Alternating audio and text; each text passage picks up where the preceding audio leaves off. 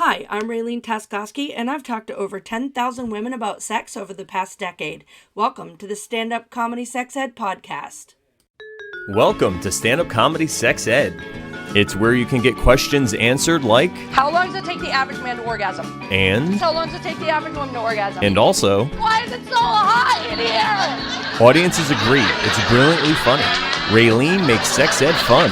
This show is entertaining, factual, and relatable. There's nothing worse than being halfway done with sex and feeling your vagina shut down on you. You've got to see Stand-Up Comedy Sex Ed. I am ready to go do that comedy show. Hey everybody, welcome to the Stand-Up Comedy Sex Ed podcast hosted by Raylene Taskoski and some other guest. And today's guest is Kristy LeFluer, who I know nothing about. I just met her on a comedy website. So you're going to learn today. Gonna figure it out. How are you? I'm good. How are you? I'm good. Welcome to the show. Thank you for having me. I'm super psyched. And I was like, oh my God, there's a sex ed podcast. Oh my God. Can I swear? Oh, absolutely. Fuck yes. Love it. Yeah, there was no chance I was ever going to be able to do a non-explicit one because, I mean, I've never been a soldier, but I swear almost as much as one. Oh, yes. We're going to get along very well. I try not to because, like, you know, but it just pops out and then I'm like, oh, you're a moron. All right, so I said, who wants to talk about sex? And you said, I do. So what got you excited about the idea of being on a sex ed podcast? I've had a lot of it. A lot of sex. A lot of sex. That's good. Sex is good. It's good for the soul. It's good for the body. It's good for breathing. It's good for the orgasms. It's good for the orgasms. Yeah, I'm a big fan. Me too. I love penis. I like to talk about cock. It's one of my favorite hobbies. That's funny. I actually, for a straight girl, I prefer not to talk about penises as much as I have, like, as little as I have to. Like, they're there for a reason, but, yeah. I'm a big fan. So, you do comedy in Connecticut? I've done shows in Connecticut. I live in Massachusetts. I've done shows in Connecticut, Mass, New York, New Hampshire, Maine. Just like, you know, kind of like the New England area. Yeah, basically. You sound New England. Huh? You sound New England. Do I? Yeah. I never get that all the time. Really? Yeah, no, Yeah. you pretty much sound like you're from Boston area. I get New York and I get Long Island and I get Boston. Yeah, yeah, I could see that. They're pretty different. My daughter's roommate is from Long Island, and it's a little different. Yeah, that's what I was saying. When I lived in Virginia for a short time, and they were like, "Oh, you must be from Long Island." I'm like, "No, you're kind of off." Yeah, well, just I think a little bit. It's just that people are more used to, yeah, you know what? You do have a little bit more of what sounds a little bit more New Yorker, because it's just the way you say your words, and Massachusetts tends to throw those R's where they don't belong and take them out of where they do belong. Yep. Yeah, I don't know. Yeah, I never picked that up. I really didn't. I don't know. So do you have, well, let's see, I'll just start with some regular questions that I ask people. How old were you when you lost your virginity? 17. That's respectable. Yeah, I was like, I did something right before I started fucking everybody. I don't know. Penis. Oh, was it like somebody you had been in a relationship with for a while, or just you? You'll do.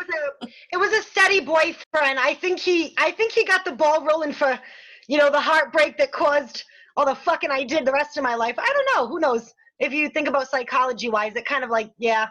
I was like, okay, I did it once. I might as well keep doing it and doing it. Yeah, that's why I think we should teach our daughters to masturbate and teach them about toys. That way, absolutely. Then we don't get hurt as much. Right. Then there's always a chance of orgasm and never a chance of disease. Absolutely. You don't gotta wrap up a dildo. Exactly. Toys, not boys. That's what Auntie Ray Ray says. That's my core of my beliefs. I agree. Do you have any funny sex stories? How long do you have on here? Do you want me to go way back? Well, let's just start with one story and see where it goes.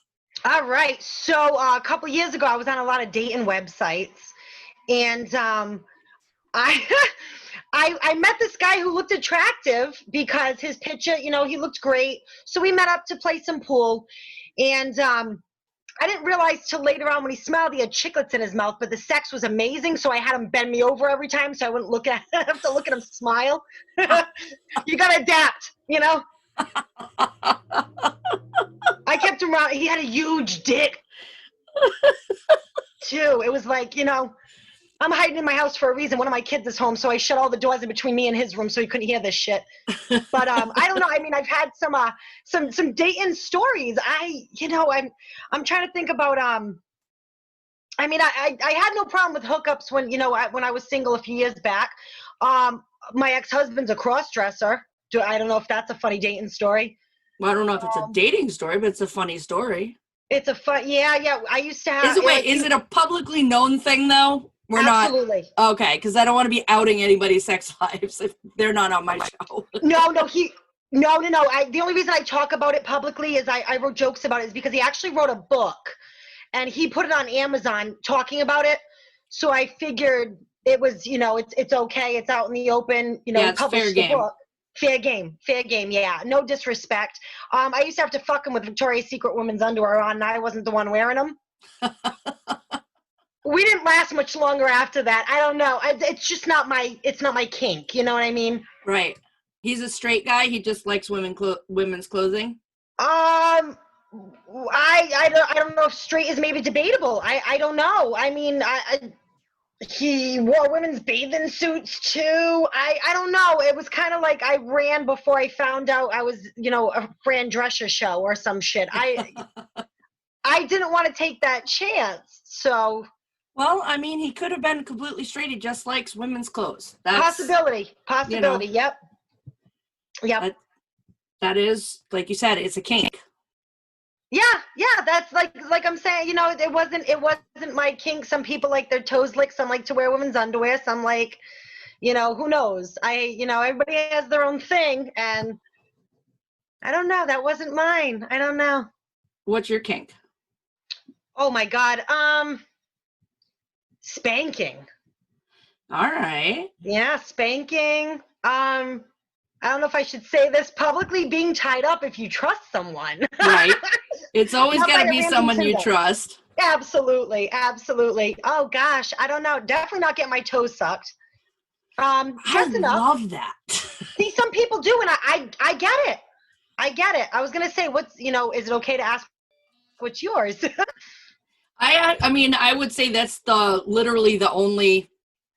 I'm so weirdly vanilla for somebody who does what I do, but I did have a past boyfriend who liked to suck on my toes, and it was wicked. Yeah, like whatever works for you. Yeah. If it gets you excited, that's all I give a shit about. If it's in my bedroom, right, under my roof.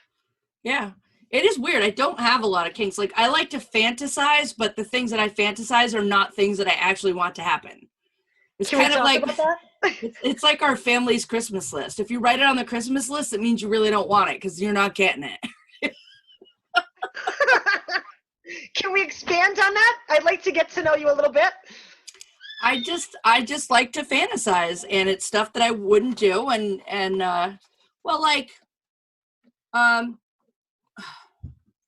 Like, I think I would like to fantasize about being roofied. Oh, okay. Where I would be enthusiastically participating in sex versus just being like, oh, we're doing this again? Yeah, like, something different. Yeah. I have this one weird, again, this is not something that I want to happen. But the fantasy starts that I'm at someone's house and then I get roofied. So I'm like, yeah, I'm down for anything. Like, I don't know. Does roofies make you pass out or does it just make you differently weird? I've accidentally been roofied before by someone that I didn't know in a drink of mine at a bar, and it's not a good feeling. No, okay. Then I don't want that. I want, like, I don't know, maybe ecstasy, whatever it is that makes you. Oh, yes. I heard that does it. Sexually open to everything. Yep. But then we get dressed up as characters from like Alice in Wonderland and other fantasies like that. And of course in the fantasy I'm, sexy. Like I don't look like me. And then there's, like a dungeon, and we just do the dungeony things. Ooh. And so that's just like it's a way to, rock my own world when I need to get there. But it's like literally not anything that I would actually like to do. First of all, there's way too much effort into every step of that. Oh yeah. Yeah. You have to participate in too much. I am a pillow princess, and I married someone who's the pillow king. So it's perfect. Like, yeah, everybody has their own thing. Like whatever gets you there too is what gets you there. And I do fantasize about being spanked, but I know for a fact that I do not like it. So at least you tried. No, it was in school. Catholic school? I went to a Christian school with spankings for punishments, and I promise you, I do not like spankings. Gotcha. I gotcha. I don't blame you then. But I do like to fantasize about liking spankings, but I don't. Yeah. So there we go. There's something I've never revealed on my podcast before. Oh my God, I'm the first one? Yeah, I popped your cherry. That's awesome. Yeah, I don't usually divulge too much about, anything that I say on stage is fair game, but. Yeah. Yeah. I understand. Yeah. How about you? Got any fantasies? What do you use to get yourself there? Oh God. Matthew Gray Gubler from Criminal Minds. I don't know, like a doctor fantasy kind of thing, I guess, or a lawyer fantasy, like something where there's like a man in a position of power. Yeah. Yes. Yeah. Was that obvious? Yeah. Like when you started listing, what's weird is it's not weird. I never allow my fantasies to have a face. Like not because I think it's like cheating on my husband or anything like that, but because if you put a face to it and then you ever do wind up having sex with them, they're going to disappoint you. Gotcha. Yeah. No, I get it, because they're never going to live up to it. There's absolutely no way. Exactly. Not that I know anybody that would give me ecstasy and dress me like Snow White. You never know. You never know. Don't put that out there and ask. You might get some messages. No. Happily married. I'm telling you, I would be the most disappointing sex partner anybody could ever fantasize about. Unless their fantasy was like I was just reading about one where it's not quite necrophilia, but it's like, it's a warm dead body. Oh shit. See, there's some lines I don't cross. No, you're not actually dead, but it's like a drugged, they have sexual fantasies about a drugged body. And isn't that kind of what roofing? Isn't that what that was what Bill Cosby was into? So that's somebody else's. That's kink. true. Yeah. I'm not that bad. I'm participatory. I'm just not enthusiastic. Until the finish line. I'm very enthusiastic at the finish line. I loved your, is it Gianmarco? I don't want to mispronounce his name. He's so funny. Gianmarco, yeah. Gianmarco, the moaning contest. I was rooting for you the whole time when you were telling that story. I'm like, she needs that money. I got half of it. So, that's awesome. Got a nice birthday present for my daughter. It's so weird because when I go and I look at the history of my life, and I talk about the universe, and I talk about manifesting. I have never not had what I needed when I needed it, ever. Like it just and that was one of those, like I used to it was actually almost a business strategy of mine. When I lived in Alaska, they had legal bingo on every corner, and they had it like every single night of the week. And so if I needed money, I would do what was called floating a check. So I would write the check, play bingo, win at bingo, buy my check back, and then go pay my bills. And it would happen like on a constant monthly basis. And there was things like that contest when I needed extra money, that contest just hit and I won the money. And so it's just always been like, when I look at the universe, it's always taken care of me because I always just trusted that the money would be there when I needed it to. But it never turned into extra money. I've always had exactly enough. You got to picture that extra, and it's not easy to manifest shit. I've tried so many times. Yeah. I tried to manifest men on dating websites. It didn't work. You should try to manifest just happiness, because, you know, then Yep. that might be a thing, or, you know, I don't know. I wouldn't. I mean, the dating websites. I personally have never been on one because they didn't exist back when no, I don't think they did, because we've been together 26 years. I don't know when they started, but I know they had the personals in the newspaper ads. Yeah, I don't even think it was the AOL. Around there was the AOL. Yeah. Do you remember that? Yeah. ASL. Yeah. Age, sex, location. Yeah. Yes. Yep. That's when I started going downhill. No, Yeah. I'm off that BS. I've been off that BS for 2.5 years. No, thank you. Yeah, I was literally just talking earlier today with another comedian, and I was just like, I never want to go back to the dating world ever. Like, it's horrible. It was can't horrible even 2.5 imagine. years ago. Yeah. Are you with somebody now? Yeah. I've been with my boyfriend for about 2.5 years. Thankfully, he got me off dating websites, and he's good in bed, so it's a win-win. That's a win-win. Oh, it really is. Yep. That good in bed is hard to quantify, because you could be good in bed with one partner and not be good in bed with the next partner, because it just depends on what that partner wants or needs. Absolutely. So that's match. Yeah. And that's why, like, I know that I'm lucky, because my husband and I are like, our libido levels are fairly the same. Like, neither one of us is having to beg for it from the other person. And, you know, we line up so well. I'm so lucky. I think that's part of, I don't know, I'm not a marriage expert by any means. I've been married twice, but I think that has a lot to do with it. I don't know if you can give me any advice on that part. Well, communication is always good, and it's awkward for people to talk about sex, and so you've got to find a way to talk about it. And I remember one time, this is before I was selling the products and before I was talking about it all the time. We had tried this position that I very much liked. And then I didn't say anything for like years.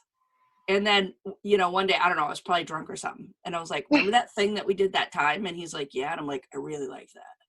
And that's how that got back on the rotation, because I had to tell him. Could you imagine? All right, because you're very comfortable talking about sex. I had doggy style sex once in the first like 13 years of our marriage. And I loved it. But then I didn't tell him I loved it until way later. And so now it's like half of the time that's the way we do it, because it's fucking amazing. It really is. It really. But I went like, and I would imagine, I think so.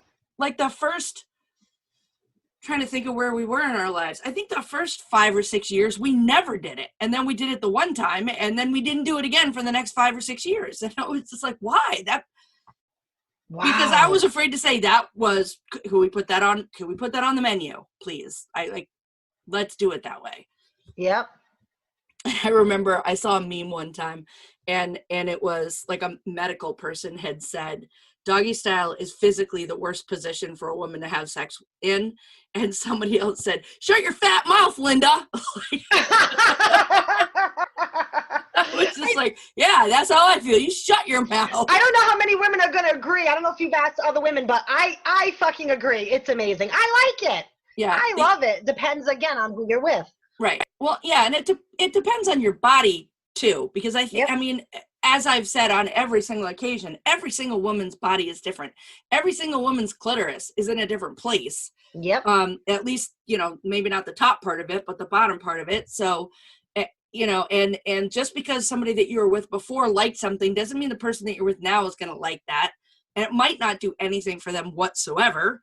So that's why it's important to communicate to your partner what you like. And I know it's awkward. I know it is. But just when you get done, while you're still in the afterglow, say, I really enjoyed that. I like that position. I'd like to do that again. So that it's not awkward. Because if you wait 5 years and then you go, hey, remember that time we did that thing? Now it's awkward. Oh, God. I can't. Do you have any jokes about sex? I do actually. I have a joke about banging a Russian guy and being a Democrat, but I couldn't come because I didn't want to betray my country. I'm so honored that you laughed at that. You have no idea. Like with your resume, you just made my holidays. I shit you not. Like I have my comedy resume is nothing. It's just that I've been doing direct sales for so long. So, you know, I've got the thing that I do well. And when when I do comedy, people are just like, where'd she come from? I think people say about me, why the hell is she doing this? I say that about a lot of comedians, but I also know that, you know, most of the time I'm seeing them at open mics or, you know, bringer shows or showcases where they're all just working their thing out. They're just working it out. Who knows? They could be famous someday. Absolutely. Yeah. Those open mics are tough because I think they're great, but if you're around too many comedians and not enough audience members, there's too many egos in one room, and people don't like that I say that, but it's the fucking truth. Right. I remember I did an open mic and I think there were 30 guys there and one other woman. Oh God. And then me. Yeah. And I did my 5 and I knew it was good because I know when it's good, but nobody laughed at all. Yep. Like there was nothing.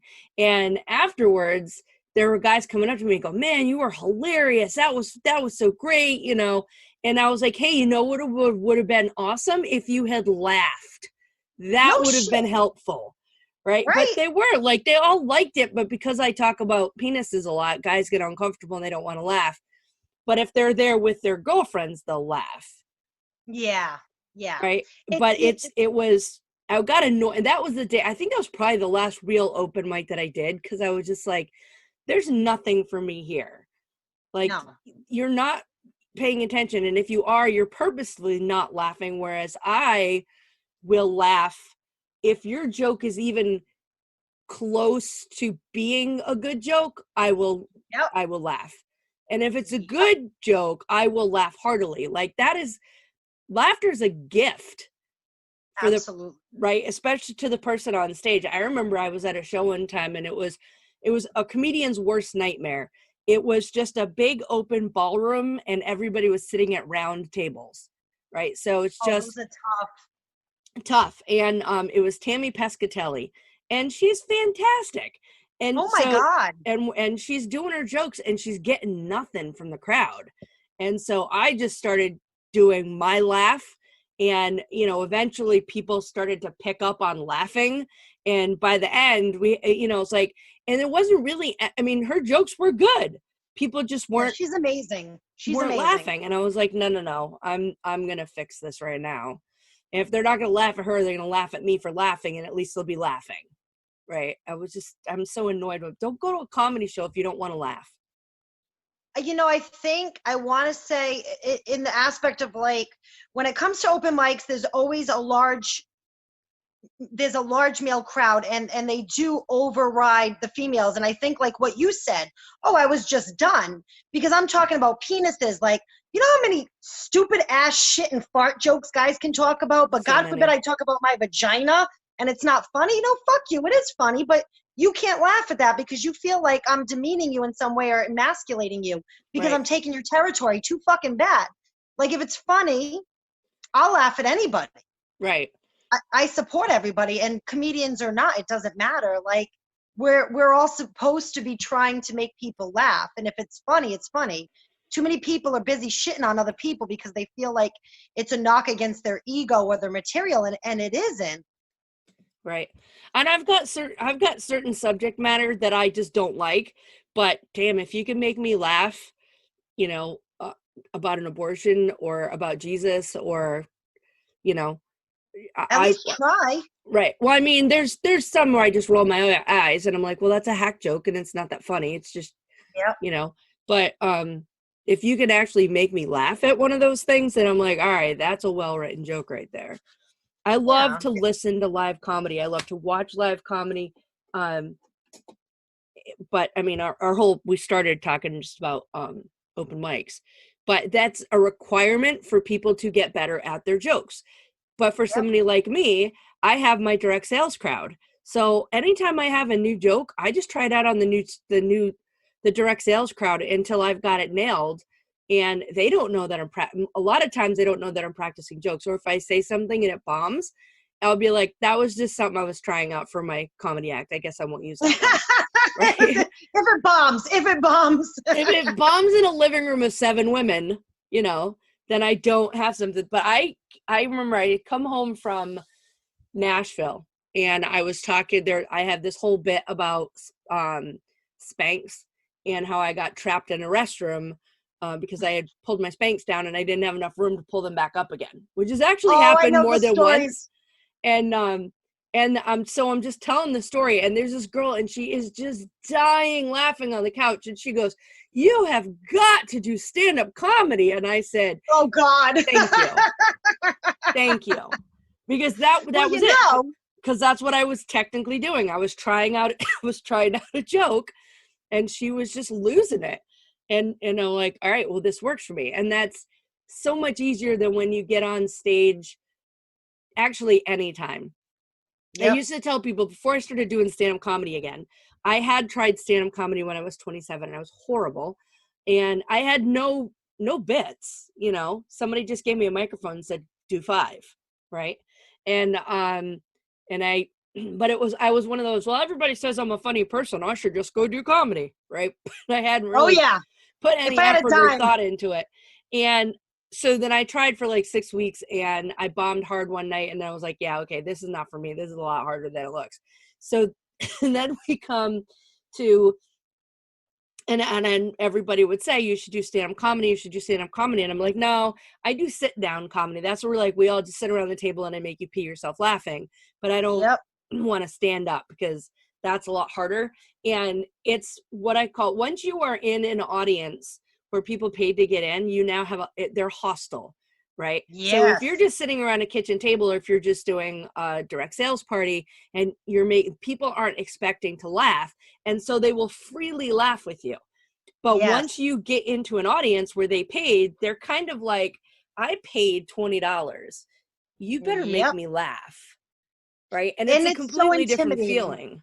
Oh yeah. It's so intimidating. And if I had a dime, seriously, for every time I heard so many guys in my inbox say, oh, all my friends say they're funny, say I'm funny, I should do stand-up. I'm like you can't tell them, listen, you have no idea what it's like, because then their egos get deflated and they get pissed off at you. And then here comes the angry messages and the dick pics in your inbox because they want you to suffer and look at their ugly ass penis. It's ridiculous. Like, no, just tell them, hey, you know what? I'll meet you at this open mic and you can see if it's for you. Because that's what sets people up, is getting on stage with a microphone for the first time. I've never had one guy do it, and I can't keep track of how many I've said it to. And there's no women, because women aren't stupid. Women know that you have to put in effort for everything you do. Right. If anything, only because you're a female. But I'm not going to talk about sexism, but that's a large part of it, is that being a female, especially in comedy, there's not a lot of us and there's not enough. Right. And the ridiculousness that women aren't funny. What kind of bullshit is that? I hear guys say that just to piss women off. And I've had guys. It's gotta be, because we're fucking hilarious. Oh, you know what? I know so many amazing guy comedians, and they're super nice and they're gentlemen. I also know a shit ton of dickhead guys that are comedians that have mispronounced my name on stage, or have, I've been the only host that's the only woman on a show, and I've been the host. And God forbid I'm a host and I'm a female, and you're at an open mic and you're not getting paid to be where I'm at because I've already pissed you off for no reason, and just run jokes straight at my face. Just because you're mad because I'm in a position you want to be in. Well, you need to work for it. Right. Or something to that nature. And it doesn't get to me, because I understand that you're jealous, but I'm also where I'm at, not because I'm sucking dick, but because I know how to work with people and talk to people, and I'm not an asshole. Right. There's definitely a lot of those out there. I don't get as much shit as probably most women do, because I'm, in most cases, almost old enough to be their moms. Like a lot of the guys, most of them, I'm significantly older than almost all the comedians that I know. And so I don't get a lot of the bullshit. I know that there's a lot of sexual harassment and stuff like that. Or, as I like to call it, just really bad pickup lines. Yes. Yeah. but I'm out of that because I'm so much older than most of them. I almost sometimes feel like I don't, I don't know, how do I put this? I feel like because they don't give me any shit, they also just don't notice me. You You know think what I so? mean? I'm just thinking a female in general, even though like I don't think you're too far from my age, honestly, where you haven't, if you haven't experienced anything, I'd be surprised to hear that. I really am. Like, just being a female in general, at some point, I think you would have come across something that maybe you didn't, Oh, I don't yeah. know. No, You I'm know? 52. I don't know how old you I'm are. 40. I'm going to be 41 actually. So we're not Yeah. that far off. Yeah. But it just, I mean, I like doing comedy. I think I'm just like everybody else. I like doing comedy. Maybe I'm just too, I'm at the age now where I'm just like, ugh, I don't want to work that hard for anything. Maybe that comes across. Yeah, if you could think of anything, maybe that's the main reason, is because you seem like you don't get upset, and maybe they don't feel like it's worth their time because it's Yeah. something that their goal is unattainable. Maybe. Right. Maybe they I don't don't know. harass me because you got 4 of them show up in one ratty ass car to an open mic, and then I do my 5 minutes to go get my Mercedes and go home, and maybe they just don't fuck with me. You have a Mercedes? Yes. That explains it. That explains it. They're all vaping in the parking lot near one shitty fucking car, drinking their craft beers, and Right. And I've got my Mercedes with my custom license plate, and they all know I sell sex toys. So they're like, we're probably not going to mess with her. see that? If they know, yeah. You know what? If a man knows that you might have dildos on you at any point in time, that might scare the shit out of him enough not to fuck with you. Because I'd be like, you know what? I'm going to take my spare dildo in my trunk and shove it up your ass and light it. Right. I don't know. It's funny. It's just, I'm in a different place. But so I had noticed, okay, well, I mean, I don't think I'm the only one who's ever noticed. And it has changed recently, and I really, really, really appreciate it. But for many, many, many years, your very successful, well-known female comics were unmarried with no children. And they had dedicated their entire lives to comedy. And so, Really? yeah, well, we're, Kathleen Madigan, or yeah, is that right? Her and who's the one who had a mental breakdown and then came back? Her, I don't remember. I'm so horrible with names, but all I these know, me too. female comics that I really looked up to and really loved, but I noticed that a lot of times, because when you become a mom, you can't really be a road comic. You can't really be at an open mic 7 nights a week like the guys can. And Yeah, so that's I true. noticed, but now we've got like Ali Wong, who did her special while she was pregnant. And I then, love her. Yes, Baby Anaconda, was it, right? yeah. And Yeah. so now women comics are coming out and they're being like, yeah, no, I can be a comic and be a mom. I can Hell do yeah. both things. And then what's her name, the blonde, who I don't know, she just had her baby. I talk Amy about Schumer? her. Yeah, I swear to God, I talk about her like almost every episode, and I can never remember her freaking name. She seems to have fallen off. And like Chelsea Handler, she never got married, doesn't have any kids. So Yep. there really was I started to notice a trend that because if anybody thinks that you get famous because you're lucky, you're crazy. There's a tremendous amount of effort that goes into that luck. Yep. And sometimes it is being at the right place at the right time, but you're not getting famous if you're a shitty comic who just happens to be in the right place at the right time. There's a ton of effort that goes into it. And it's, I remember my husband one time, he was, we were going to a show and he's like, you're going to say the same jokes you always say. Why aren't you going to get more material? And I'm like, because the jokes that I have now aren't finished yet. And he's like, well, it's the same people and they keep saying the same things. I'm like, yeah, that's what it is. It's literally saying the same thing over and over and over again until it's perfected. So if somebody's got an hour's worth of good time, they have put some shit time into it.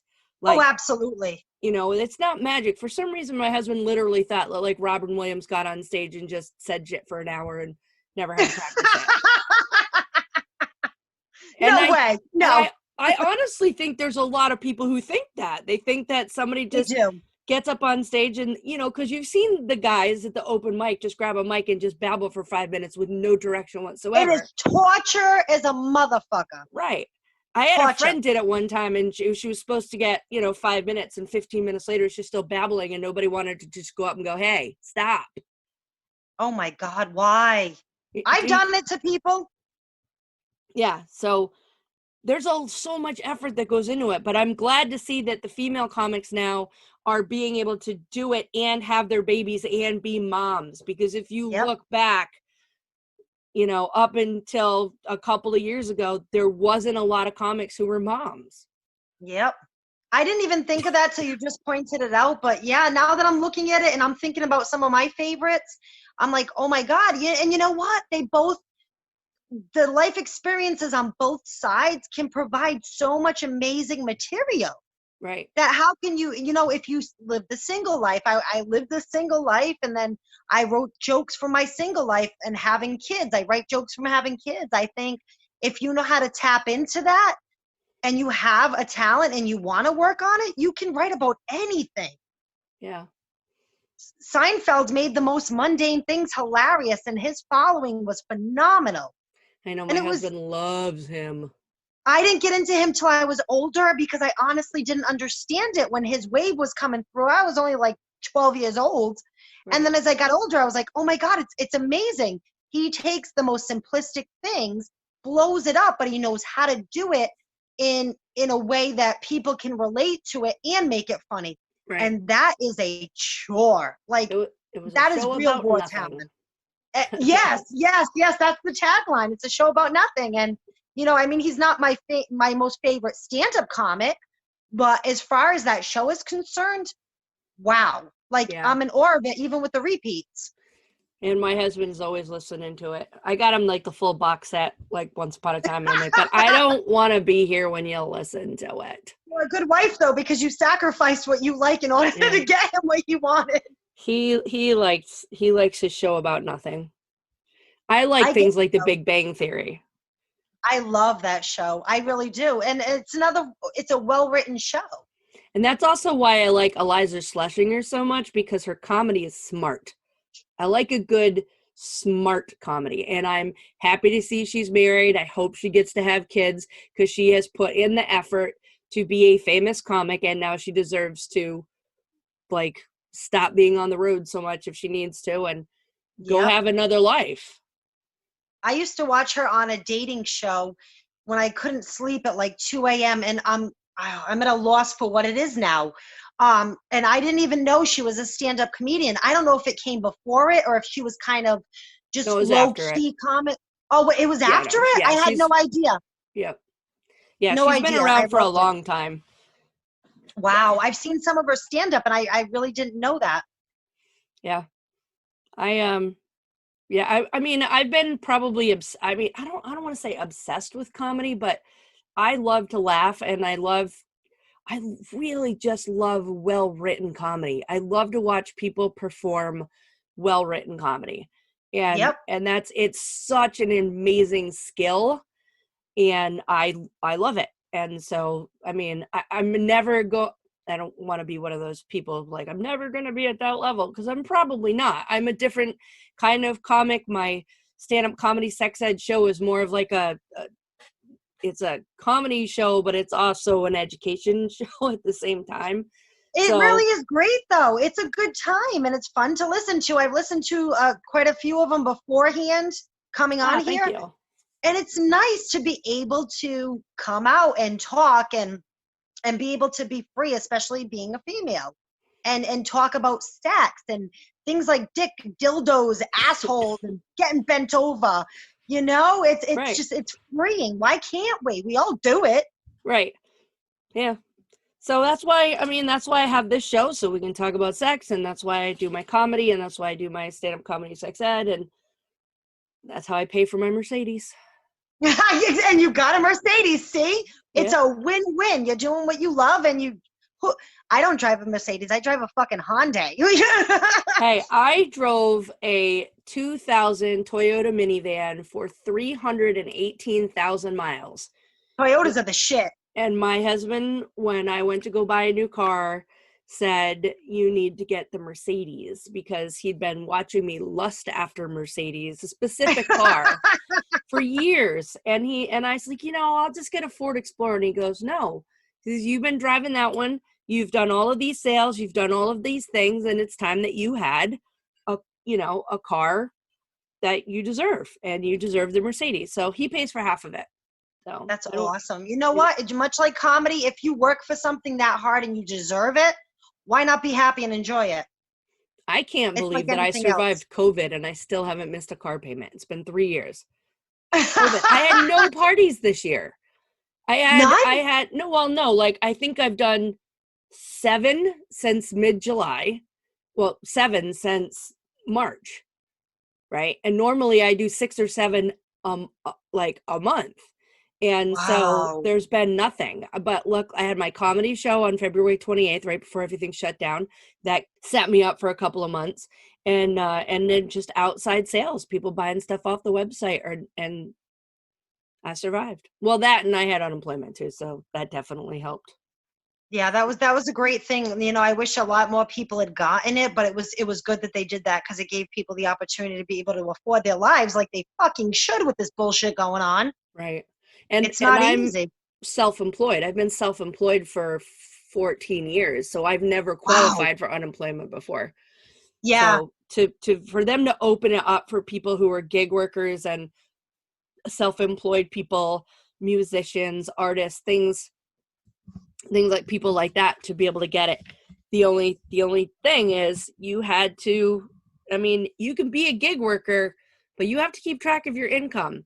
If you ever want to be able to qualify for the unemployments of the world and for loans and stuff like that, a lot of gig workers bury their income because they don't want to pay taxes on them. And the only reason I got unemployment is because I am on point with making sure I claim everything. Because I wouldn't have qualified for a car payment if I hadn't been, real solid about writing my numbers down.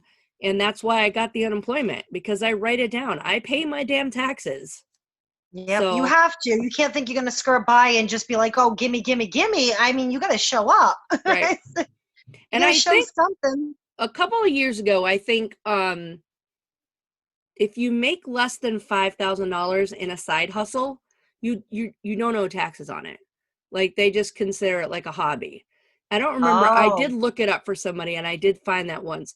But if you've got a side hustle, still keep track of it, right? Keep track of your numbers and keep track of your expenses, because if you can start to claim it as a business, then you can start to claim the expenses. And if you can, like 3 years ago, when I bought the car, I got to take a massive loss that year because of the depreciation on the car, even though I bought the car at the end of November. And so for the first time in 11 years, my business showed a loss. So I got a big fat tax refund 3 years ago because I'd been paying my taxes the whole time and because I'd been keeping track of everything. So if you're going to be a gig worker, get yourself a little accountant to help you figure out how to keep track of your shit so you can not get, you're still going to get screwed. I didn't make as much money with unemployment as I would have made my real job, but I was able to pay my bills all summer long. Yeah, and that's the important part, especially when something like this happens. I was lucky to have a full-time job, and they took very good care of us when we were locked down, so I'm thankful for that. And that's good. Not doing comedy sucks, but I was able to feed my family, and that's the most important part. You know? I feel bad for the gig workers that weren't aware or didn't know about the unemployment or found out and, maybe got behind, or it's tough living that life. I can't imagine what that's like. I'm thankful that I can do comedy for fun, but to have it as a full-time job is not easy, especially when this happens. Right. Everything's closing. I know. When I went and did the last comic standing a couple months ago now, all of us were in the same situation. It was like, for almost all of us, it was our first time on stage since like March. And so we were all rusty as fuck. Yeah, it's scary. It's terrifying. Like I felt like I was frozen my first time up. It had only been like 2 or 3 months. And Yeah.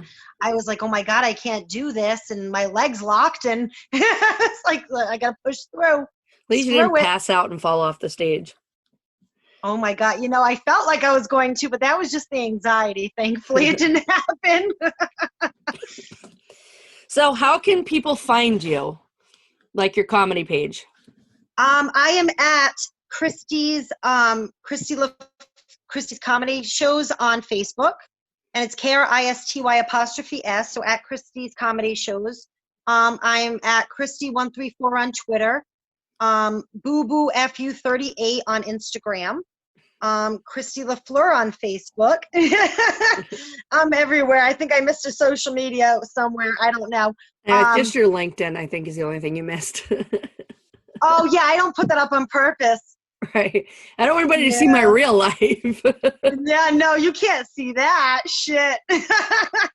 My LinkedIn's private. Everything else is a go. You can find me on Instagram at standupcomedysexed. You can find me at standupcomedysexed.com and RayleneTaskoski.com. And I've set up a Facebook group just for this podcast so you can participate in polls, ask questions, politely share an alternate point of view, and generally let us know what you think of this episode and all the previous episodes. So search Stand Up Comedy Sex Ed Podcast on Facebook and add yourself. Please subscribe to the podcast and share. I do want to let you know about this fun thing that I just got the other day. I got a review. Let me see if I can get to it. I am now the 100. Oh, no, hold on. Where are we? Honest to God, it was right here. I don't know what happened. Oh, you know what it is? My birthday. There's 300 messages. Okay. 74th in Apple Podcasts in Colombia under the comedy. So look at us. Woo! We were 156 in Bulgaria, and now we are 74th in Apple Podcasts. And my latest review says, this is a poignant exploration of the impact of sexual health and comedy on life and love. Raylene, spelled wrong, but I appreciate the effort, is a thoughtful and considerate host who brings only the best variety of guests together to discuss two of the most interesting topics of note, sex and comedy. She knows how to bring out the magic and when to step aside so her partner at the time can deliver his load of great content all over the listener's beautiful ear holes. Oh God, that was perfect. Oh my God. Hey, if you want to awesome. leave a comment and it's going to make me laugh, maybe I'll read it on the podcast. That was hysterical. I love that. So, Kristy, thanks for coming on the show. I really appreciate it. For those of you who may have noticed some sort of interaction where there's like a change in the sound or something, Kristy lost her internet connection, and then when she came back up, I forgot to hit record. So we had to re-record the second half of the show 2 weeks later after I got done having COVID. So I'm glad you're okay. I am okay, except for that annoying little cough that's left in the background there. But yep, fever free for 4 days, and Woo! it wasn't fun. It wasn't fun, but I am alive. So thanks, Kristy. Have a great night. Thanks, you too. All right, bye-bye. Bye.